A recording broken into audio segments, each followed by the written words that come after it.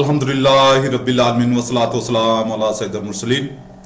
तफसीर तिब्यानुल कुरान, मुकदमा तफसीर, कुरान करीम की तारीफ और कुरान करीम के इस्मा।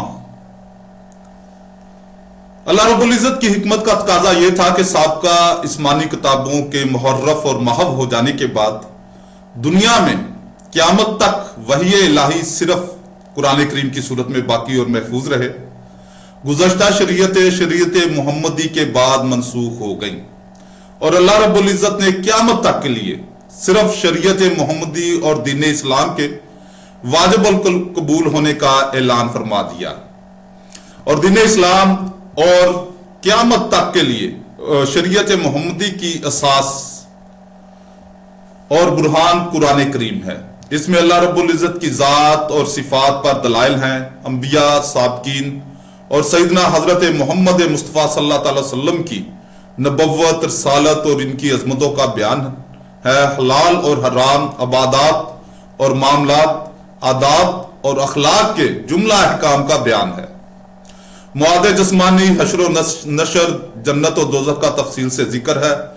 इंसान की हदायत के लिए जिस कदर अमूर की जरूरत हो सकती है, इन सब का कुरान करीम में बयान है। अल्लाह रब्बुल इज़्ज़त का फरमाने आलिशान सूरह नहल आयत 89 में है, और हमने यहाँ पर इस किताब को नाज़िल किया है जो हर चीज का रोशन बयान है और हदायत और रहमत है, मुसलमानों के लिए बशारत है। कुरान करीम अल्लाह रब्बुल इज़्ज़त का मौजज़ कलाम है जो हमारे नबी सैयदना हजरत मोहम्मद सल्लल्लाहु अलैहि वसल्लम पर अरबी ज़बान में नाज़िल हुआ। ये मुसाहफ में लिखा हुआ है और हम तक तवातर से पहुंचा है। इसकी इब्तिदा सूरह फातिहा से है और इसका इख्तिताम सूरह नास से है। कुरान करीम के तर्जमा पर कुरान करीम का इतलाक नहीं होगा क्योंकि कुरान करीम अल्फाज अरबिया में है। अल्लाह रब्बुल इज़्ज़त का सूरह यूसुफ आयत 2 में इरशाद करीम है, और हमने इस किताब को बतौर अरबी कुरान नाज़िल किया।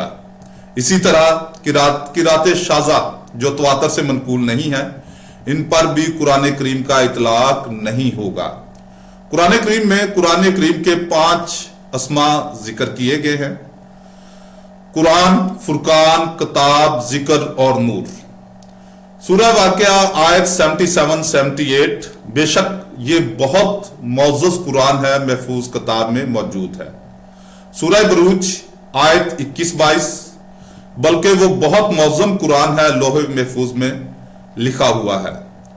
कुरान करीम में 58 मरतबा अल कुरान का जिक्र है, 10 मरतबा कुरान का जिक्र है, 2 मरतबा कुरानहू का बतौर मस्दर जिक्र है। कुरान का लफ्ज किरात से माखूज है जिसका मानी है पढ़ना, और चूंकि इसको बहुत ज्यादा पढ़ा जाता है इसलिए इसको कुरान कहते हैं। निज कुरान का मानी है जमा करना, और चूंकि कुरान करीम में सूरतें और आयतें जमा हैं इसलिए इसको कुरान कहते हैं।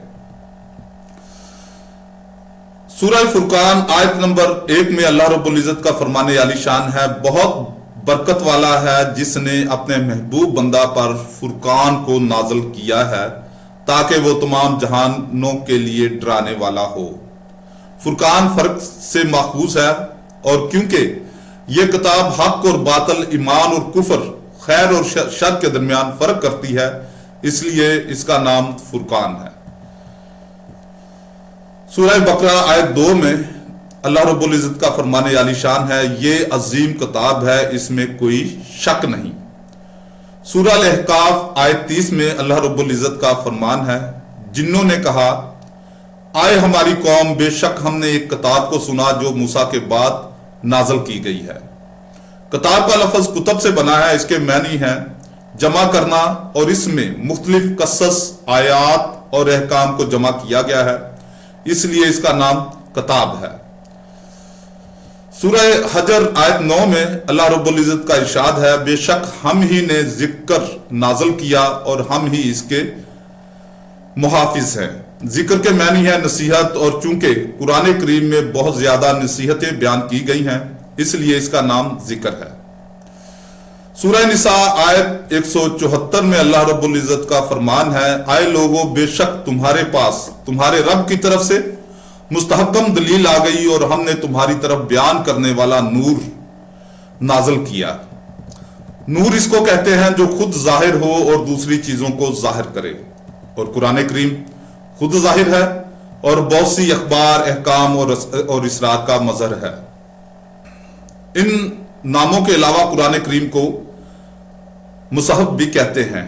मुसहफ का मानी है जिसमें सहीफों को रखा जमा किया गया हो, और सहीफा चरमी टुकड़े या कागज के वर्क को कहते हैं। अल्लामा नेशापुरी ने लिखा है कि हजरत अबू बकर सदीक रदी अल्लाह ताला अन्हु ने कुरान करीम को जमा करने के बाद इसका नाम रखने के मुतल्लिक लोगों से मशवरा किया और फिर इसका नाम मुसहफ रखा।